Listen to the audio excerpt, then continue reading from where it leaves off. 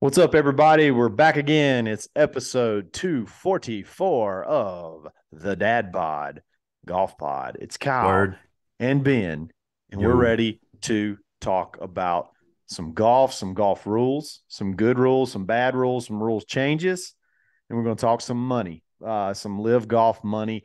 Put it in perspective what these guys earn this year and how absolutely insane it is. But before we get that, we're going to talk about a way that you can earn some insane money, and that is through Gambling. gambling on responsibly on Bet Online, the number one sports betting website in the world. Or Put your irresponsibly, like I do. Yes, absolutely. Sign up today on your very first deposit. You can use this coupon code BLEAV, BLEAV, and get a 50% bonus. You give them $100, they're going to give you 50 back to play with on top of that. It's incredible. It's then you can just go win some, use your free money. Here's what you can do. I don't know. I got to go back and look exactly how you do it, but go ahead and take, if you get the $50 bonus, bet 25 one way, 25 the other, and guarantee yourself $25. Just good.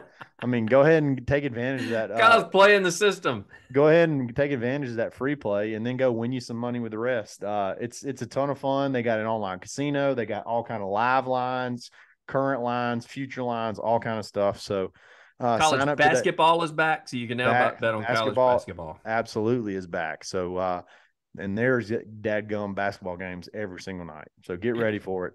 Listen, Ton first of the season, hit the over on all of those games. Take the home team because all these home teams are going to be hosting no names and they're going to be hanging up 115 on them.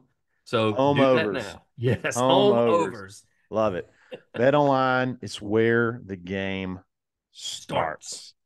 Ben, Yes, sir. the I think somebody's trying to USGA, break in my house. the USGA and the RNA Yeah. just released their rules and updates that are coming Yeah. for 2023. And there's Hmm. been a lot of talk about it. And it's been a while since they've had sort of a overhaul. And I'm sorry, this is not the overhaul that they had the last go around, but there No. was some updates that I think are going to be very significant moving Hmm. forward. So, Ben, you've sort of dug through this and picked out the biggest talking points. So I'm gonna let you go, and then we'll just kind of comment on it. The biggest two is probably going to be one that we have harped on. The biggest one by far is the one we have harped on at least once a month doing a show.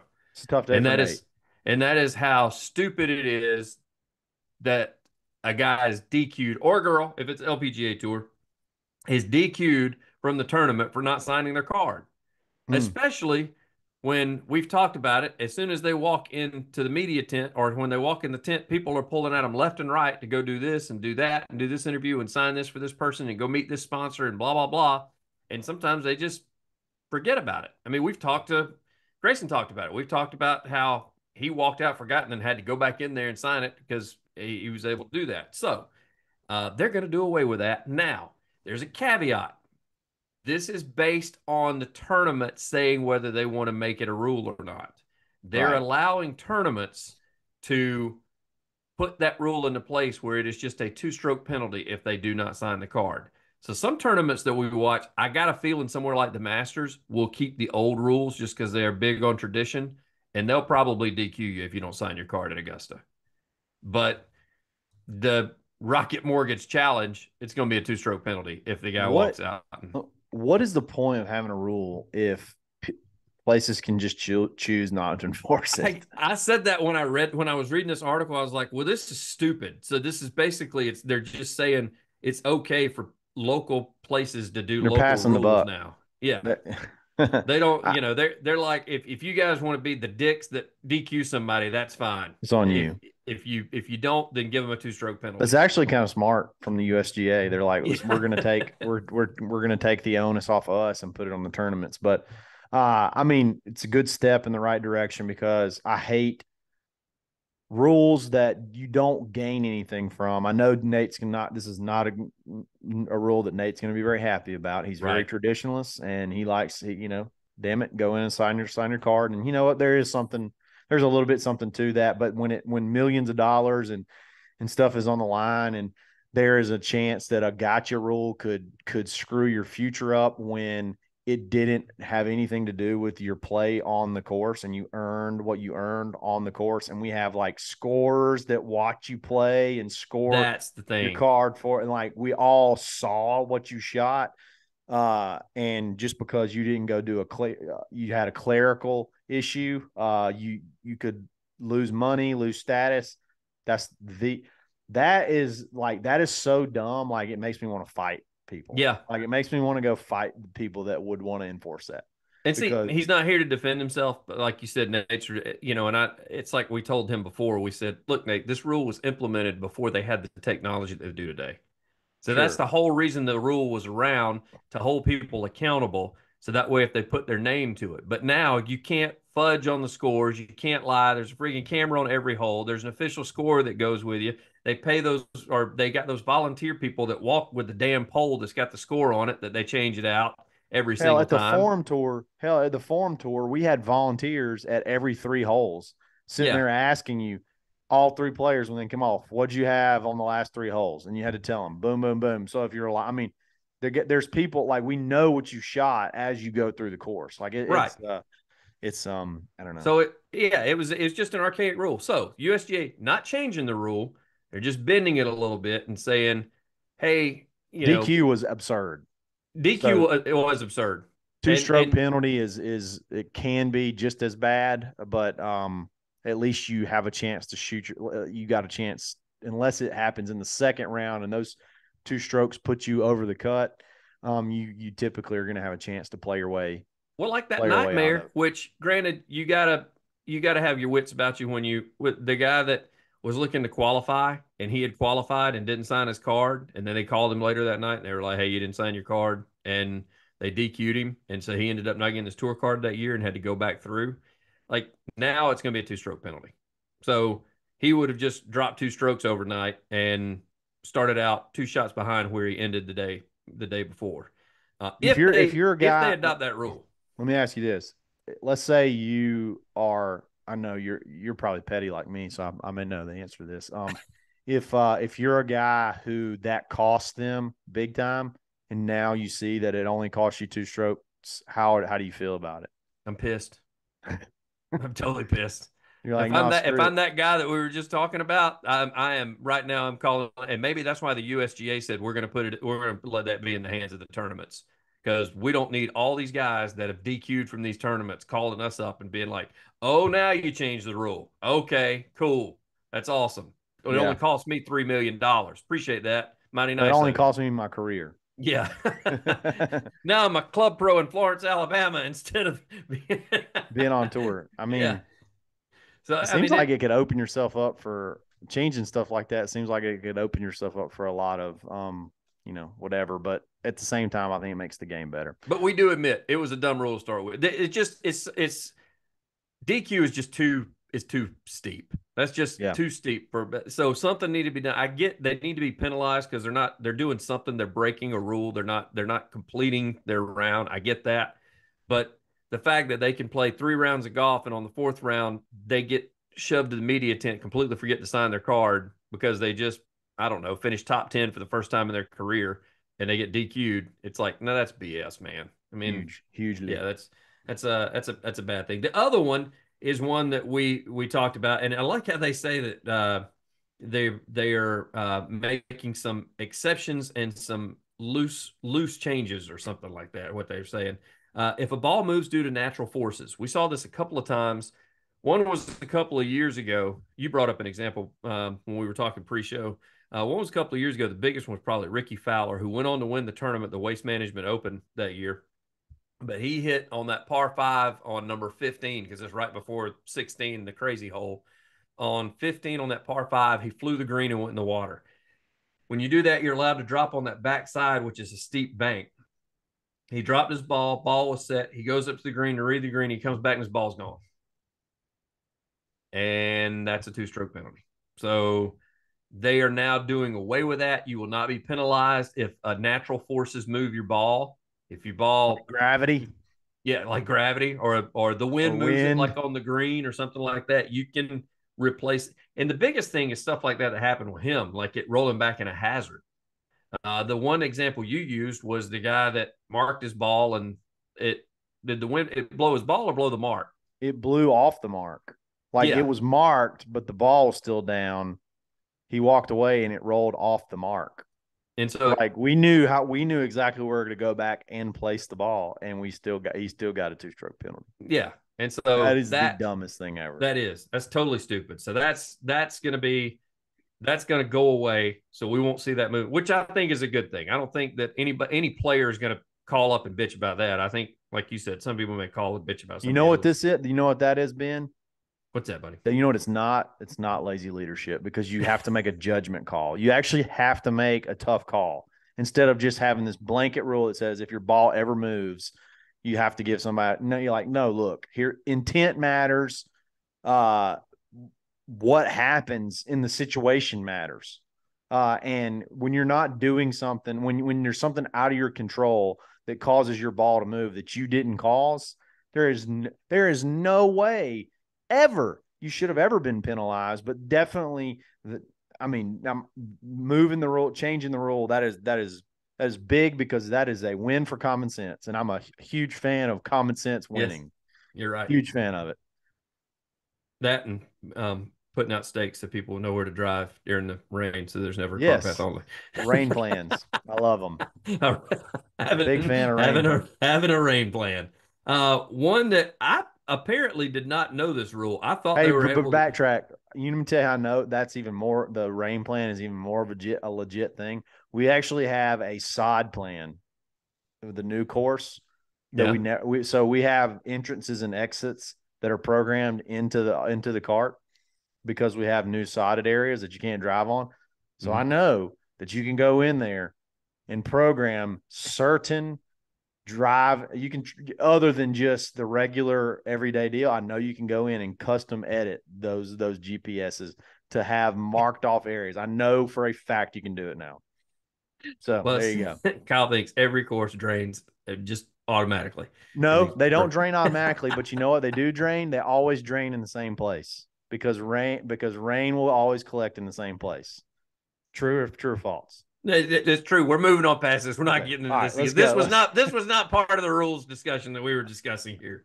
That's not a rule. That's just a crazy take that Kyle has that he wants to change. He wants to change the game of golf. I guess I didn't understand. I thought that you could already do this. Apparently, you couldn't. One of the biggest changes comes in the area of equipment. In this new year, players will be allowed to replace a club that was damaged during a round for any reason except for anger or abuse. So what's his name that threw that putter about 150 yards into the woods? You can't replace that putter. Idle up. That But if doesn't. you hit one off like a cart path or something, So I thought they could already do that. I don't I think you thought could. I don't I think you thought they could. could. I thought because Not I during thought the they were round. like because okay, so Bubba busted his driver and Ping was on site and they brought him a new driver On in the same round. in a tournament. Yeah, In the same round. I'm pretty sure. I must be wrong because this is the new rule that you can now do that. But was that is it's different? Is it different if it's caught, like, all right, for example, you bust your driver on a tee box? Is that the same as if you're hitting a punch out behind a tree and you break the shaft on the tree? Is that different? That was just like a freak thing with the driver. This is Yeah. like you hit your shot into a bad spot, and your next shot ended up with you breaking a club. Like, is there a difference in that? I don't know. I'm just I don't know. There must be. I will say when he did that to his driver, he still hit it over 300 yards, even though the driver head went like 120 yards. Um, interesting. but it said that, yeah, as long as you're not doing an anger or abuse, like you just said, I guess guys would they continue to play with a wedge if they like hit it with a rock and scuffed it up? I guess they just continue the round with it until. Yeah, probably But have to. now they can have somebody radio up to the truck because they all got those tailor-made trucks and Titleist trucks that are out there Yep. that have all their fitted equipment. I wonder though, this seems like it could open up a bucket of, Yeah, open up a Pandora's box, because it's. I think somebody like a Patrick Reed, which he's not on the PGA Tour anymore, but somebody like him, like they get into a questionable area, he may take a little deeper swing just to see if he can screw the club up. Yeah. I should have used my wedge that had it's going to have to be where like the club has to come out in the exact same conditions it was already approved in. You know what I mean? Like Yeah. you can't change the bounce on your wedges, or you can't go from a 56 to a 58 or something like, I don't really know. Like you come out with your 8 iron, you come out with one that's like lofted way stronger than the other. Right. It seems like there could be a bunch of stuff that would be opened up. Here's another thing: when you want to replace your ball, you have to have your playing partner approve it. So, like, surely you're going to have your playing partner sign off on. Yeah, and it doesn't go into detail on that on the changes. I guess we'll have to see that when it officially gets printed. Like, are you going to get a little scuff on the bottom? You're like, hey, I need to get a new wedge.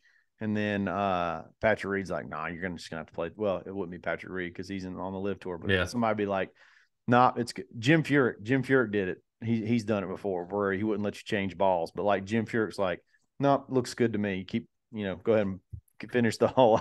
You know what I mean? Like, I don't know. This seems like trying to fix a problem that's not really there, but I could be wrong. Well, that's the thing. You see this happen, what, maybe once around where a guy's got to hit out from behind a tree and bends a club or breaks the club as it on his follow through or something like that. Yeah, Other than that, this isn't like something that's common. So now that they can switch it out, is it going to be more common? Are they going to start doing stuff that they don't need to be sure. doing because they know that they can Oh, they're going to replace abuse it? the hell out of that. They're going to figure a way to game the hell out of that. Just get ready. There's I mean, because no doubt. their truck, if you're a TaylorMade guy, the truck's got Just three get another seven one for irons the sitting round. in it. He's got that's what I'm saying. Like I'm I don't this is one that I don't like. I don't like this. I mean, I don't that's dislike it. I just don't think it was a problem.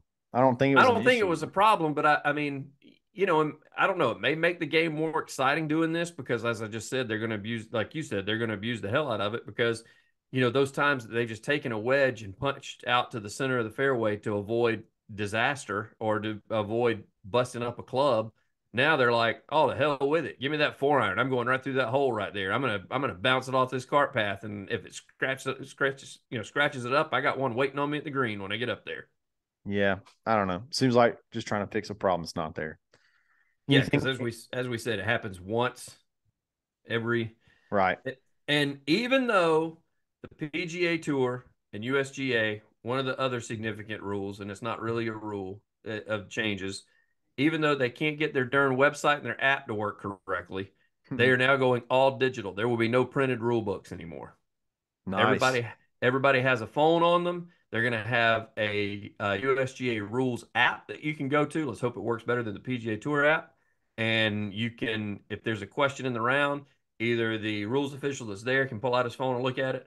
The players have phones in their bags. They will be allowed, if the rules official doesn't have it, they can look it up, use the app, get the rule quantified, whatever, and then move on if they have any questions about certain rulings. So, I like um, that. they're doing no rule books anymore. It's going to be on an app. So if you don't have your phone with you, or Paperless. Let's go. yes, going completely paid. There's a couple of others that they made as far as making some changes, but nothing. Super I don't. significant. Yeah, nothing that. Those are And all stuff we've talked about before. also So stuff that I didn't even know was a thing. They were talking about in stroke play.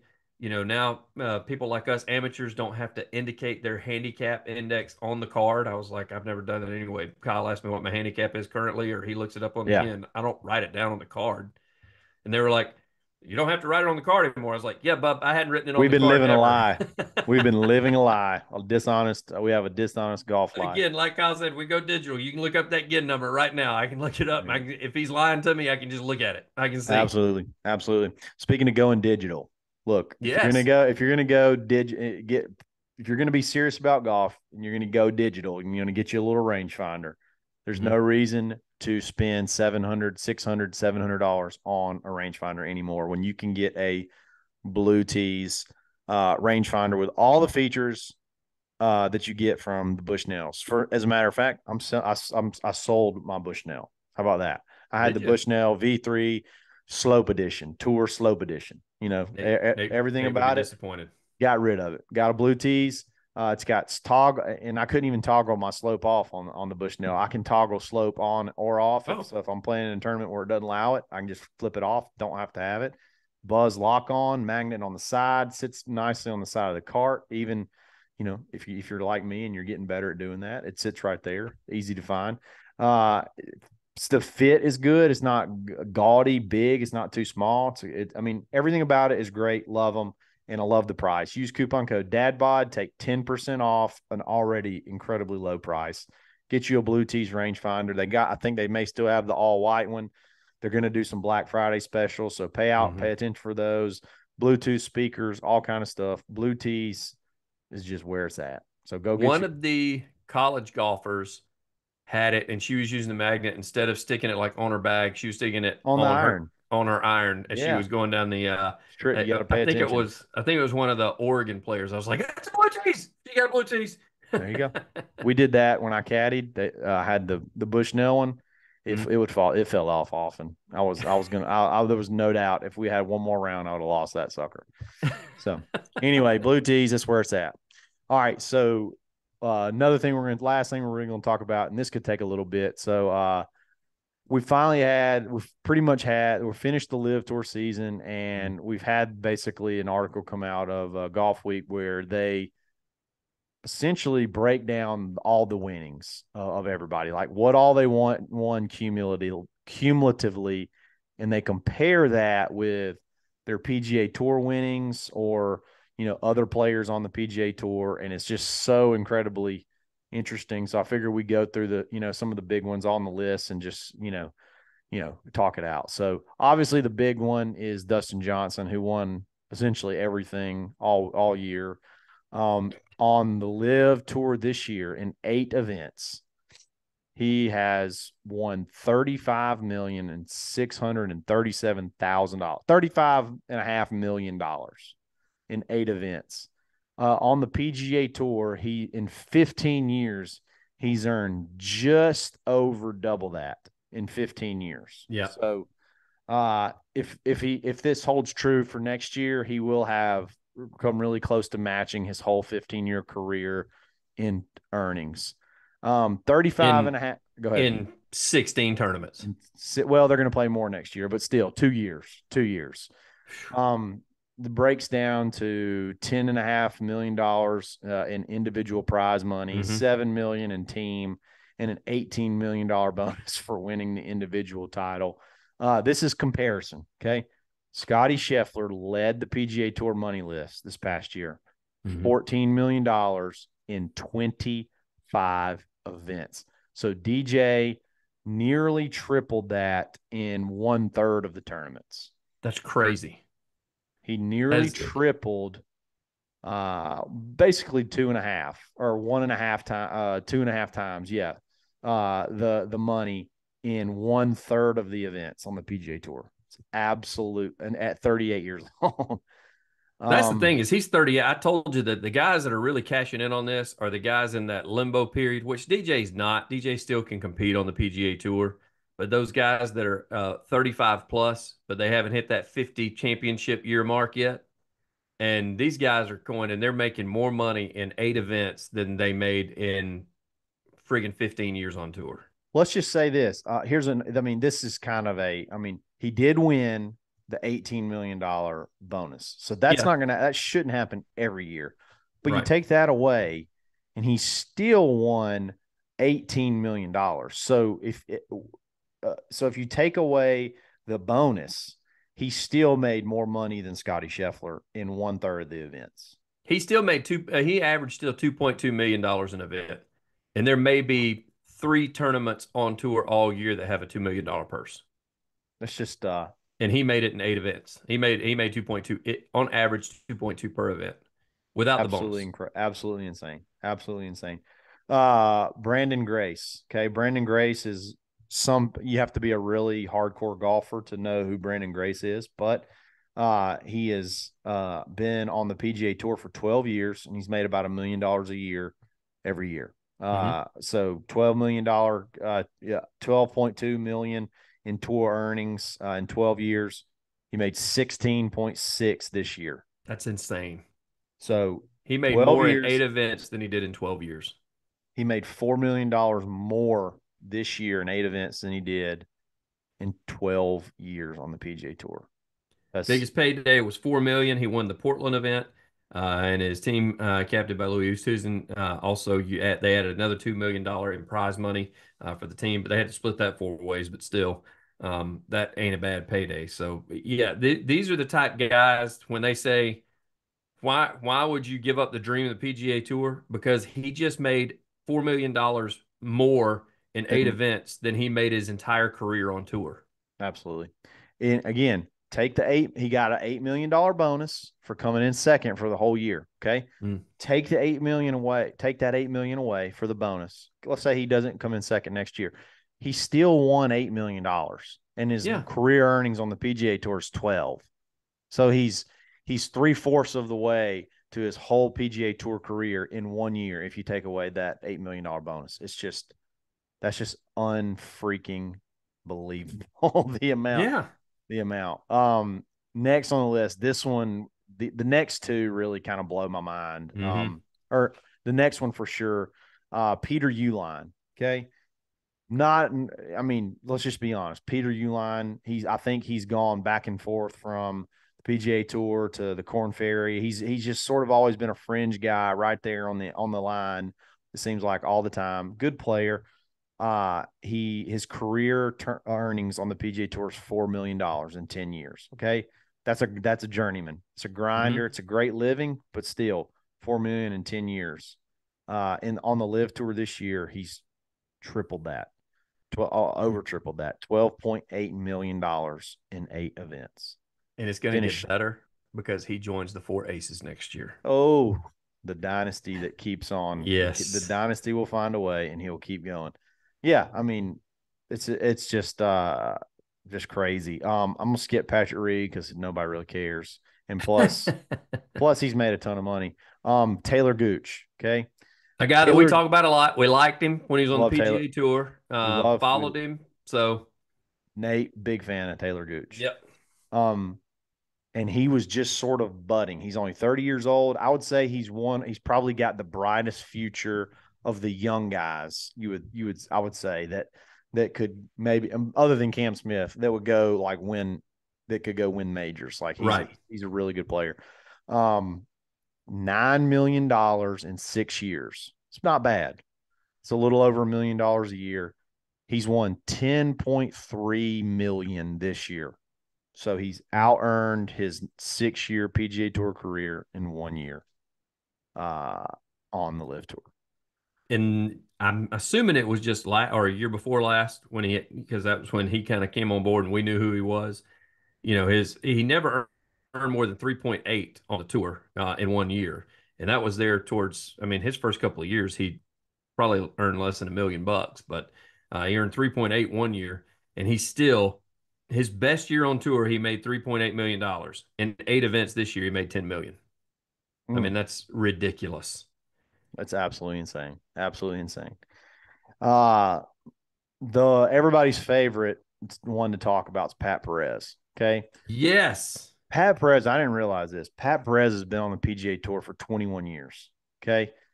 I don't know if it's just recently that he sort of budded, his personality sort of caught fire, but I didn't even really know who Pat Perez was until I don't know if you remember the big break, maybe the one at Disney or the one I don't know. His brother was on Big Break. Do you remember that? I don't even remember that.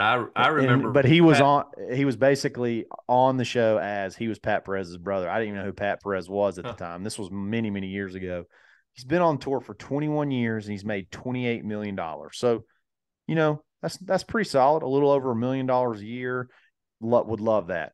In 8 events this year, playing like dog shit, He won $8 million. $8 million in 8 events. So he went from winning just a little over $1 million a year to winning $1 million per event. Think about that. The How the many best. how many events did he play in those 21 years? I would say Oh my gosh, 400, he was a journeyman. Like he said, he was 20 trying to plus qualify. a year. He said he was trying to qualify for whatever he could possibly play in. Like he just wanted to make money, and so that's why he's one that he got tired of grinding. Man, this is perfect for him, and I Yes. love it because his quote, I love this. He said, I just couldn't be happier. He said Sunday at the conclusion of the inaugural season. He said, this is unbelievable. He's And paid. So I guarantee you he played. Let's just do this math really quick. So he played at least somewhere between 20 and 25 events in 21 years. So let's say conservatively, that's 500 events. Would you say that's a pretty conservative number that he I'd probably say it's played? a very conservative number because now that we know who he is, and you and I mean, we don't hide the fact that we've listened to other podcasts that he's been on. And when he tells some of the stories about how he, played 50 events, one year because Let's he just was say just 400 events. Let's say 400 events. Let's go really conservative. okay. So he's probably played 400 events at least over 21 years. That's $72,000 an event. It's not nothing to shake a stick at. $72,000 an event. Right. Having to play lights out because you got to keep your card. There's tons of pressure, whatever. He made $8 million an event this year. I mean, he made $1 million per event this year. $1 And he million. showed up and he showed up at the end. He shot 2 under on the final day. That's it. He literally he had the best round of his entire live career the last day of the tournament. How about this? This is great.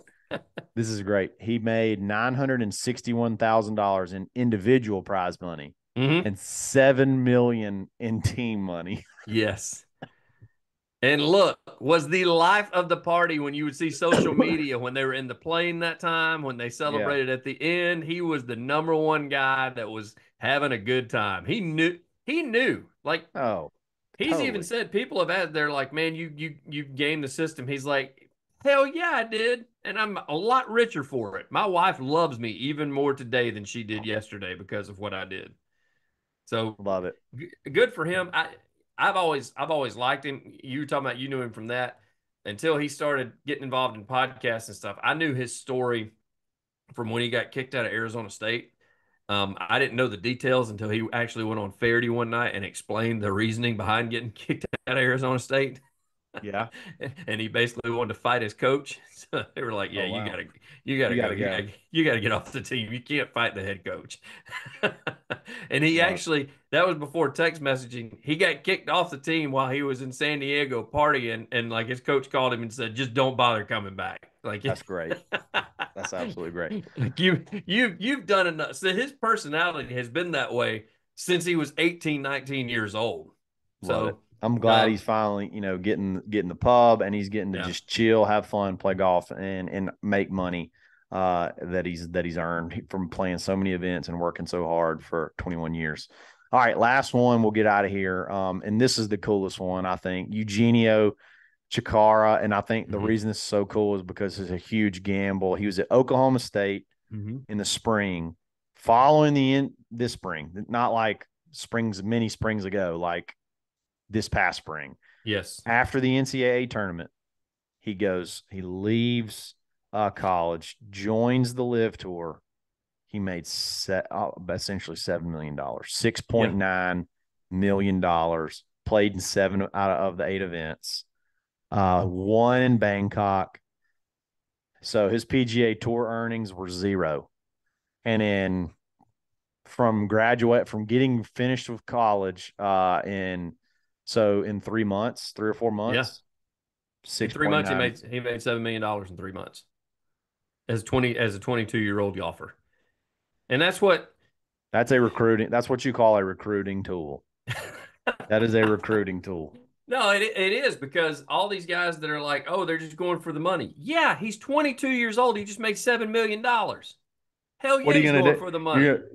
Oh well, he's got PGA Tour University. He could have gone and played on the Corn Ferry Tour, and made and grinded Here's his the way thing: to hopefully make a check. if he wants to do that grind, Kyle, he can do that. He's 20 friggin' 2 years old. If he wants to play on live for the next 6 years, if it lasts that long, and at the age of 28, 29, 30, he says, you know what? Retire after making 50 million And he says, you know what? minimum.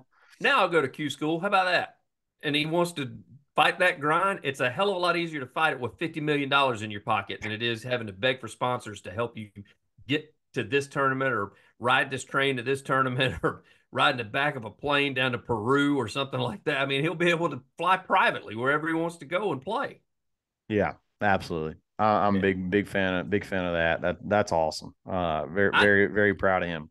hate to get on this kick, but since we're talking about money, and you and I have talked about this before, we need to make it a real thing where a lot of these other athletes and a lot of these other pundits quit judging people by how much money they make and how they make their money. Like, it's none of your business how a guy why are they paying him that much? That's none of your business. Yeah. That's It's not bad to make money. yeah. I'm tired of hearing it. It's not a bad thing. Exactly. I mean, Harold Varner said it best. He's like, I want generational money so my great grandkids don't have to work. That's why I'm here. Everybody's like, why would you say that? Well, because it's true. One, 100% true. Number two, it's none of your damn business the reason he wants to do it. Nope. All right, we're gonna wrap it up here. I want to. This is one thing. I just think this is awesome. Russell Henley won this past weekend at the Worldwide Technology Championship. Russell, Columbus, Georgia, right down the road from us. Big fans of him. I think he has 3 or 4 wins now. But a quote he had, I think it's an awesome quote. After he won, he said that I don't see how it's possible that Tiger did this over 80 times, 80 something times. And that's so true. Russell is a great player. He made it to Atlanta last year, and I think he's won his fourth win, 4 PGA Tour wins, and he's outrageous golfer. Golfer. He's won 4 times, and Tiger won 82 times, or he's won 82 times. Just shows you how freaking great Tiger Woods is, and everybody acknowledges it and everybody respects it. But anyway, I thought that was a really cool quote. Congratulations to Russell. Last thing before we go, Lori didn't like his trophy because I was watching it downstairs before it came chameleon. Up. They were showing the highlights of him interview and showing that quote. And while he's up there, Lori's kind of halfway paying attention because she's watching her iPad and whatever, listening to podcasts that are not Dad by Golf Pod. And so she looks up and she goes, "What the hell is that on stage with him?" I was like, "That's his trophy." Yeah, she goes, "Trophy. Why is it so ugly?" And I was like, "That's not ugly. That thing looks awesome. I'd love to have that in the house. It is kind of cool, the chameleon trophy. Yeah. All right. Weather's getting a little cooler. You know what that means? It means it's jogger season. Especially here, because it's cool, but it's not cool enough to start wearing like fully long pants. So we're going joggers. Primo Golf Apparel. You guys, if you want to look good and you want to feel good, you need to try these things out. The material is fantastic. The look is great. You got the length options that you can customize, or not really customize, the length options that you can dial in how you want them to sit on the calves. I like the shorts. I go 34 short. That's me. 34 short. I want calves blazing. So get ahead of the curve. Check out their amazing selection. They got like 10 different colors. Material's great, fits superb, and there's definitely going to turn heads. It's definitely going to be something that you're going to get some conversation started. You could take 15% off your order using DadPod15. Take 15% off your order. So Dadpod with a P. Dadpod. Love those guys. Love the Primo joggers. Hopefully I'm wearing some where we're going to play this weekend. We may be going to play. We can't talk about yet. So really appreciate it. Thanks for listening. Check us back later in the week. We'll be back again. So thanks, Ben. Episode 244 of the Dadbod Golf Pod, and we're always stroking.